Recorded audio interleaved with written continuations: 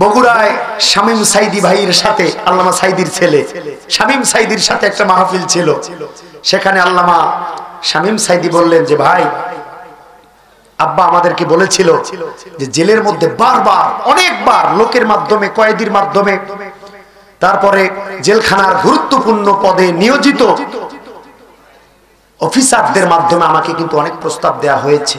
আমি যদি এই আন্দোলন ছেড়ে দেই, আমি যদি এই কাজ থেকে ফিরে আসি, তাহলে তারা আমার সব মামলা খারিজ করে দেবে, আমাকে মাফ করে দেবে। শুধু মাফ না, আমাকে এস্টাবলিশ করতে, প্রতিষ্ঠা করতে যা যা করা দরকার হাসিনা সরকার সেটা করবে। এই প্রস্তাব আব্বাকে বারবার দেয়া হয়েছিল। এটা শামীম সাইদি বলেছে। কারো হুমকি হামকি, কারো লোভ লালসা, কোন টাকার কাছে, লোভ লালসার কাছে, কোন ক্ষমতার কাছে ইসলামী আন্দোলন নেতারা কখনো বিক্রি হয়ে যায় না। বলেন ঠিক কিনা? আল্লামা সাইদিকে বিগত 13টা বছর বারবার জেলের মাধ্যমে, বারবার জেলের মধ্যে কুটিরের ভিতরে প্রস্তাব দেয়া হয়েছিল, আপনি রাজি হন, রাজি হন, আপনাকে গাড়ি দেওয়া হবে, বাড়ি দেওয়া হবে, বাংলাদেশের গুরুত্বপূর্ণ পদ দেওয়া হবে। আল্লাহর এই খাদেম মাদ্দে মুজাহিদ নাস্তিকের কাছে 1 সেকেন্ডের জন্য মাথা কিন্তু নত করে নাই।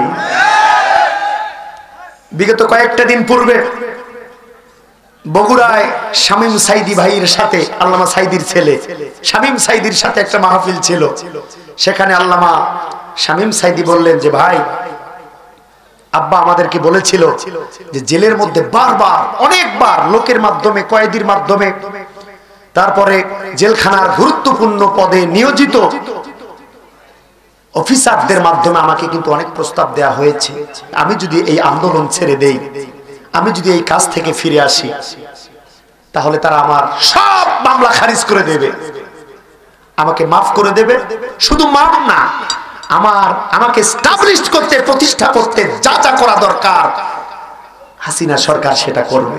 এই প্রস্তাব আব্বাকে বারবার দেয়া হয়েছিল। এটা শামীম সাইদি বলেছে। বললাম ভাই, তারপর আপনার আব্বা কি করলো? শামীম সাইদি বললেন যে আব্বা তাদেরকে স্রেফ জানিয়ে দিয়েছে ইসলামী আন্দোলনের জন্য আল্লাহ পাক সাইদিকে শুধু বাংলাদেশে নয়, সারা বিশ্বে কবুল করে নিয়েছে।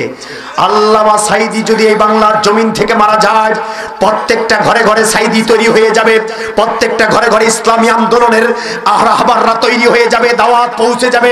এমন কোন দূর, এমন কোন জানলা, এমন কোন দরজা, এমন কোন ডোর বাদ থাকবে না, এমন কোন পাড়া মহল্লা, এমন কোন জানলা দরজা, এমন কোন জায়গা, এমন কোন জনপদ বাদ থাকবে না যেখানে আল্লামা সাইদির জন্ম হবে না।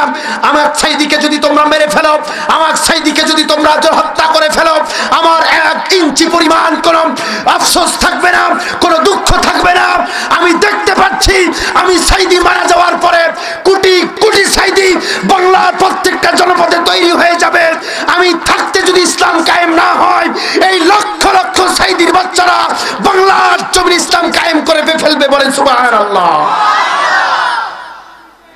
শামীম সাইদি বলেছিল আব্বা তাদের সমস্ত প্রপোজালকে নাকচ করে দিয়েছে, ডিলিট করে দিয়েছে, দিয়ে বলেছে আমি শহীদ হয়ে যাব, আমার পরে ইসলামকে জিন্দা করবে আমার নতুন মুফাসসিররা, নতুন নায়েবে সাইদিরা। বলেন সুবহানাল্লাহ।